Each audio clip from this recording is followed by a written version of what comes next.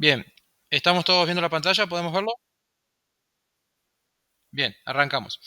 Entonces, les decía que nosotros vamos a trabajar con la segunda parte, que son los números racionales. Vamos a definir unos objetivos cortos sobre el tema. Dentro de los números racionales los vamos a definir, vamos a ver qué operaciones se pueden hacer, qué concepto hay respecto a la recta numérica. ¿Qué pasa cuando trabajamos con la notación decimal? O sea, habíamos conversado el otro día en clase que a los números racionales nosotros podemos trabajarlo en fracciones o en forma decimal. ¿Cómo convertir números decimales? Que hoy vamos a ver una cuestión teórica de cómo se hacen, pero esto nos va a resultar más ameno, más práctico cuando hagamos ejercicios, nos va a resultar mucho más entendible. Vamos a ver por qué a este conjunto lo llamamos denso o conjunto denso. Y un tema que por ahí lo tendría que haber incorporado en el capítulo anterior, en el archivo teórico anterior, pero bueno, lo incorporé en este, es mostrarles y que ustedes tengan un documento, una hoja, una filmina con algunos símbolos matemáticos que son de uso frecuente, que por ahí ustedes los ven y dicen, ¿qué es esto? Bueno, la idea es que lo tengan disponible a la información. Obviamente que eso no hay que estudiarlo de memoria, eso algunas cosas se van a ir acordando a medida que lo usen, pero bueno, es material siempre de consulta, ¿no? Para cuando quieran utilizarlo. Entonces, ya metiéndonos en tema, los tres objetivos que nosotros vamos a tener en este documento es definir a estos conjuntos de números racionales, cómo trabajamos con su aritmética y con sus operaciones y cómo podemos resolver problemas, ¿sí? Hoy no vamos a ver resolución de problemas, de ejercicios, lo vamos a ver si todo sigue así, si todo va bien, el lunes que viene en la clase presencial. Entonces, ¿para qué vamos a usar los números racionales? Bueno, hay cuestiones que impiden que nosotros podamos dividir una cierta cantidad de números cuando nosotros trabajamos con números enteros, con números naturales o enteros, en partes iguales. Entonces, ahí entran a jugar la necesidad de, de utilizar números racionales. Por ejemplo, si nosotros tenemos una barra de chocolate que es una unidad y la queremos partir en tres y darle lo mismo a los tres amigos, bueno, es una cuestión que no entraría dentro de los números enteros, porque cada parte sería un tercio o 0,33 periódico, ¿sí? De chocolate que le tendríamos que dar a cada uno de los amigos, obviamente pensando que a todos les tenemos que dar la misma cantidad. Entonces, los números racionales son los números que se pueden escribir como el cociente de dos enteros, que son los números que habíamos visto hasta acá. Esto es los que se pueden expresar como una fracción. En símbolos, nosotros vamos a definir a los racionales con la letra Q, y va a ser un conjunto que va a estar dado por A sobre B, siempre A y B son números enteros. Esa barra, ya van a ver ustedes en la simbología que les voy a presentar, significa un tal que, está diciendo tal que A y B pertenezcan a Z. ¿Quiénes eran Z? Los números enteros. Y para la definición de números racionales, en este caso tiene que ser B distinto de cero. ¿Qué habíamos dicho? Cualquier número dividido cero, ¿cuánto nos daba? ¿Se acuerdan?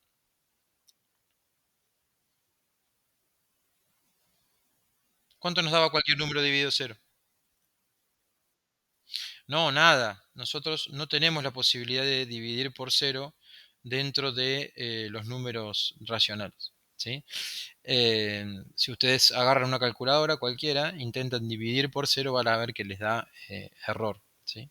De hecho, nosotros no vamos a entrar dentro del conjunto de los números que tienen la habilitación de dividir por cero. Ahora bien, si nosotros utilizamos el concepto de fracciones de los números racionales, decimos que los números racionales representan la parte de un todo. ¿Sí? Ahí tenemos varios ejemplos de el todo, es una figura geométrica, por ejemplo, en el primero tenemos 10 rectangulitos iguales, y si decimos que la parte sombreada es la parte que nosotros queremos representar, entonces tenemos un 5 sobre 10, 5 sobre el 10 el total. En el segundo un 2 sobre 3, en el tercero un 2 sobre 6 y en el último un 6 sobre 10. Son 10 partes iguales, 6 partes que queremos representar. Obviamente, como ustedes me dirán, Pero, profe, eso se puede simplificar. Sí, ¿qué es simplificar? Bueno, hacer un poco lo que les explicaba el otro día, hacer la misma operación arriba y abajo dentro del número fraccionario. Es decir, que si este 5 sobre 10 yo divido arriba y abajo por 5, me va a quedar un medio. Que un medio es la mitad. Un medio, yo sé que eso es la mitad, lo que está sombreado del total. ¿Sí? En este caso también podría simplificar. ¿Por qué número? Por el 2, me quedaría un tercio. Y este número, ¿por qué lo podría simplificar? Y por ejemplo, también sobre el 2, me quedaría 3 quintos, ¿sí? 3 quintos del total. Obviamente, chicos, como siempre, si algo no me entienden, me interrumpen, habilitan el micrófono y conversamos sobre el tema. Entonces, si esto nosotros lo representamos con conjuntos, vamos a decir que tanto b sea igual a 1 o b sea igual a menos 1, nosotros podemos decir que a sobre 1 es igual a y a sobre menos 1 es igual a menos a. Es decir, son enteros. Estamos hablando de los números que nosotros habíamos visto hasta acá, ¿sí? Que eran los números naturales y los enteros. Entonces, con esto podemos concluir que todos los enteros son racionales, es decir, el conjunto Z, que era el conjunto de los enteros que habíamos visto hasta la clase pasada, está incluido dentro del conjunto Q, que es un poco lo que representamos acá, ¿sí? Q va a tener negativos, va a tener positivos, pero números que tienen fracciones, ¿sí? O números decimales, ¿sí? El conjunto de los enteros está adentro de eso, ¿sí? El conjunto Z está bien metido adentro de los números racionales. Nosotros tenemos algunas operaciones que se pueden hacer con números racionales. Por ejemplo, nosotros podemos sumar y restar, ¿sí? Si nosotros sumamos y restamos dos números que tienen el denominador, ¿sí? Con la misma base, a esto le llamábamos común denominador, ¿sí? Y lo que podemos hacer es dejar un solo, ¿sí? Denominador y sumar sus numeradores. Ahora bien, ¿qué pasa cuando esos denominadores son distintos en la suma y en la resta? Perdón, en el caso del primer ejemplo tenemos este caso, en donde tenemos menos 3 séptimos más 9 séptimos.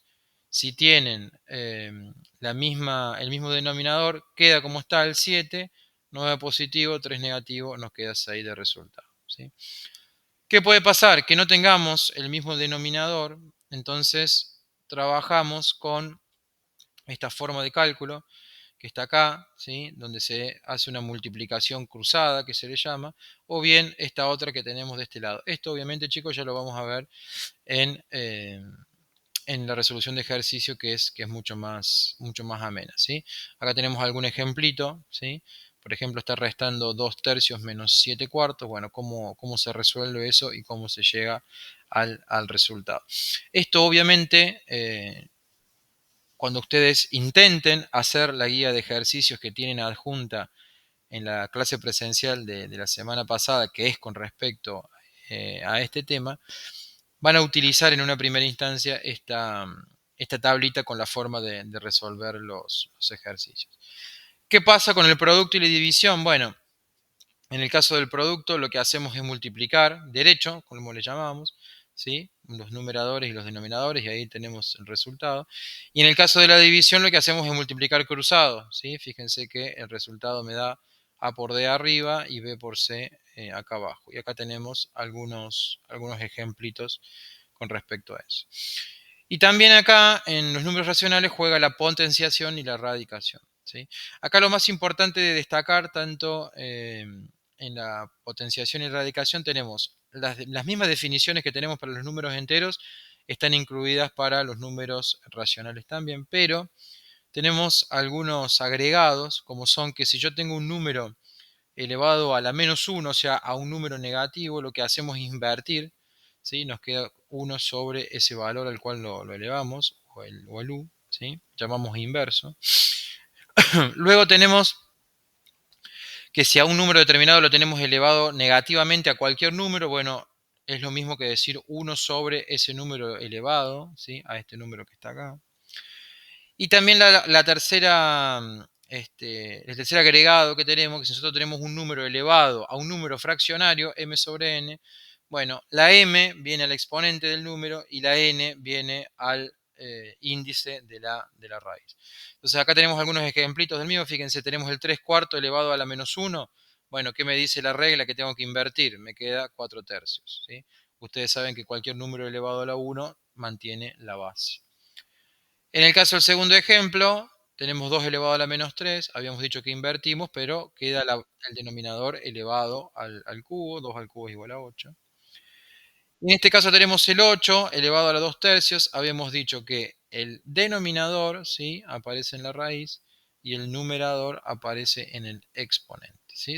Es simplemente una conversión. ¿Sí? Entonces acá tenemos las reglas para la potenciación y la radicación.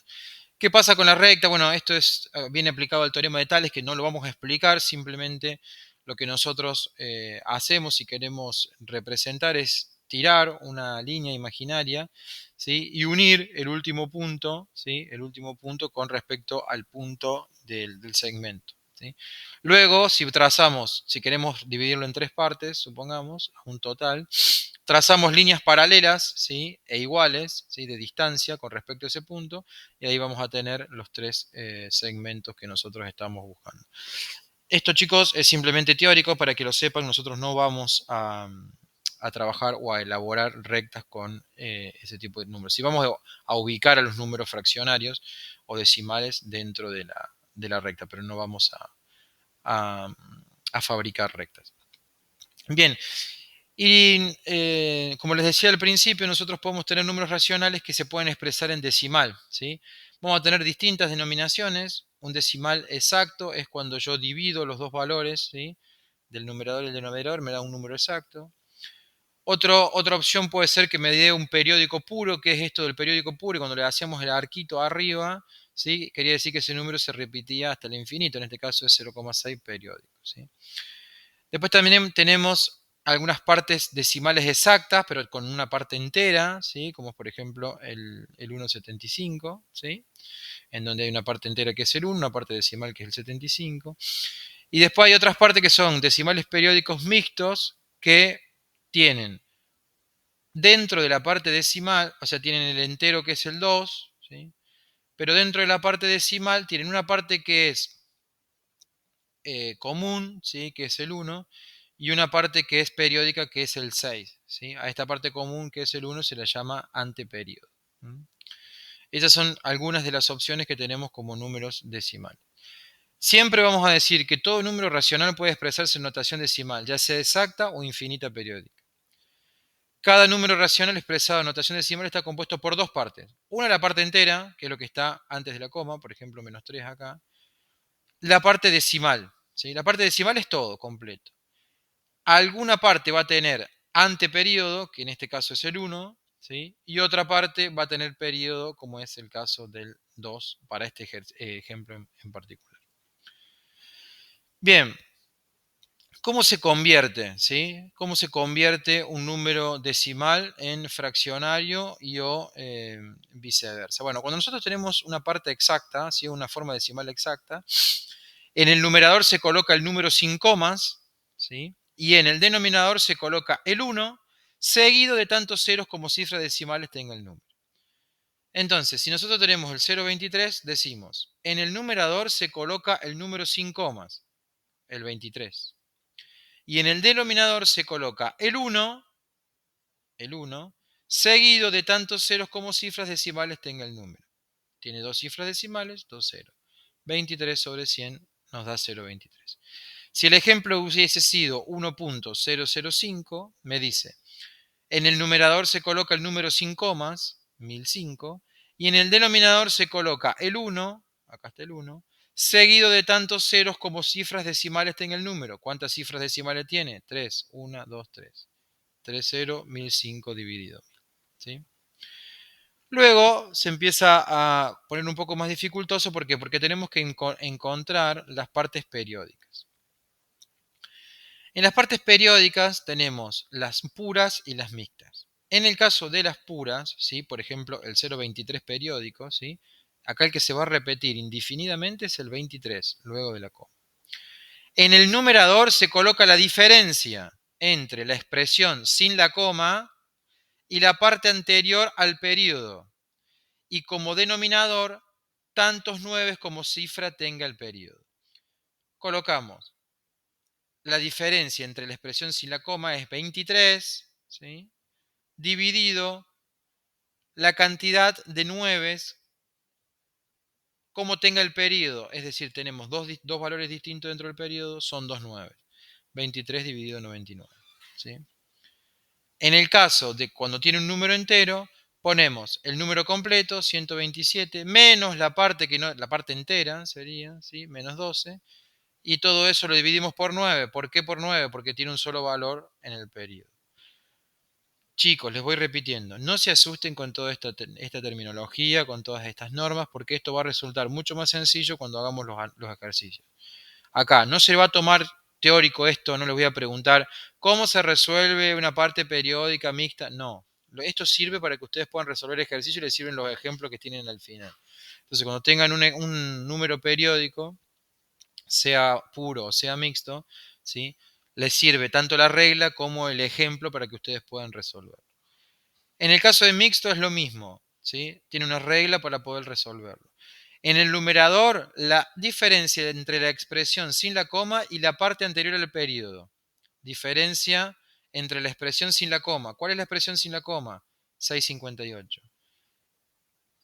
Y la diferencia sería la resta, la parte anterior al periodo. ¿Cuál es la parte anterior al periodo en este ejemplo? 65. 658 menos 65.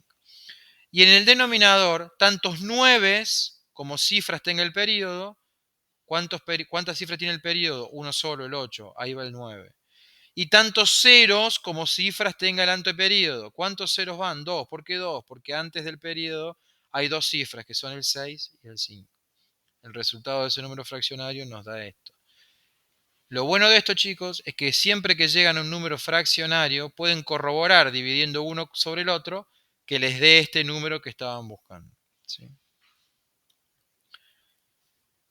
¿Por qué decimos entonces que estos números racionales son un conjunto denso? Bueno, justamente porque nosotros podemos ir metiendo dentro de cada uno de estos números la cantidad de números que se nos ocurra en forma infinita. ¿Sí? Si yo quiero decir qué números tengo entre el 0,1 y el 0,2, puedo decir el 0,15. Y entre el 0,15 y el 0,1, el 0,14. Y entre el 0,1 y el 0,14, el 0,13. Y entre el 0,3 y el 0,1, el 0,12,5. ¿Me van siguiendo? Puedo poner la cantidad de números decimales que yo quiera y eso nunca no va a acabar nunca. Va a llegar hasta el infinito y van a ser, por eso vamos a denominar el conjunto Q como un conjunto denso. Bien, la última filmina de este documento tienen algunas simbologías, ¿sí? Que se utilizan en matemática, ¿sí? Por ejemplo, la barra, que yo les comentaba que era tal que, esa letra E un poco invertida que es el existe, tienen los infinitos, el igual, el no es igual, el aproximado, ¿sí? Cuando es algo paralelo, cuando es algo perpendicular, cuando es, bueno, les comentaba el infinito y algunos más, ¿sí? Obviamente que esto nada de memoria, este material está disponible y lo pueden consultar. Bien, chicos y chicas, hasta acá alguna pregunta, alguna duda, alguna consulta con respecto a esto. Repito, este es un pantallazo general del documento. Ustedes van a poder tener esta clase grabada, van a poder ir siguiendo el documento y lo más importante, ir tratando de resolver la guía de los ejercicios con esta información para que, bueno, vayan asimilando y aplicando las reglas que tenemos para cada caso. ¿Alguna duda? ¿Alguna pregunta?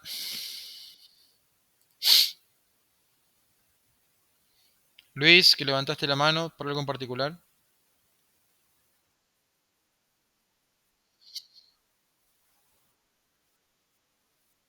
Decime. Ujú. No es que no hay mucho para explicar, son los símbolos matemáticos que se utilizan para representar una palabra a través de un símbolo. Si vos ves ese arquito, por ejemplo, que tenemos acá que dice mayor que, te está diciendo que algo es mayor a algo, nada más que eso. No tiene mucha más explicación que esa. Son símbolos matemáticos que se utilizan para representar distintas operaciones o distintas alternativas en matemática. No es nada más que eso.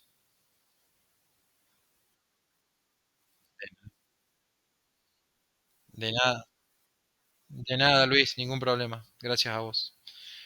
¿Alguien más? ¿Alguna otra pregunta?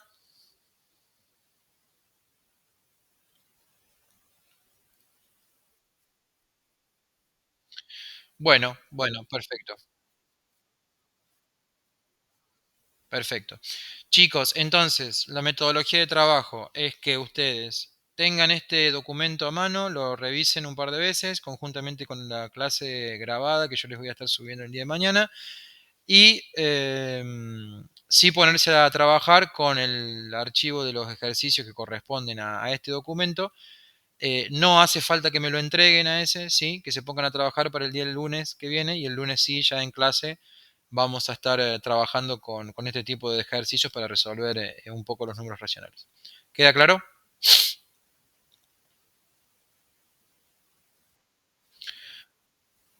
Chicos, muy buena semana, gracias por conectarse y estamos en contacto.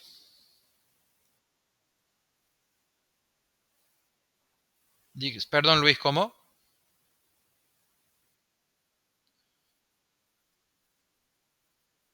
En la clase presencial de la semana pasada está subido el adjunto. Uno es este documento para seguir la parte teórica y el otro es la guía de ejercicio. En el aula virtual. Mm. De nada, que estén muy bien. Saludos a todos.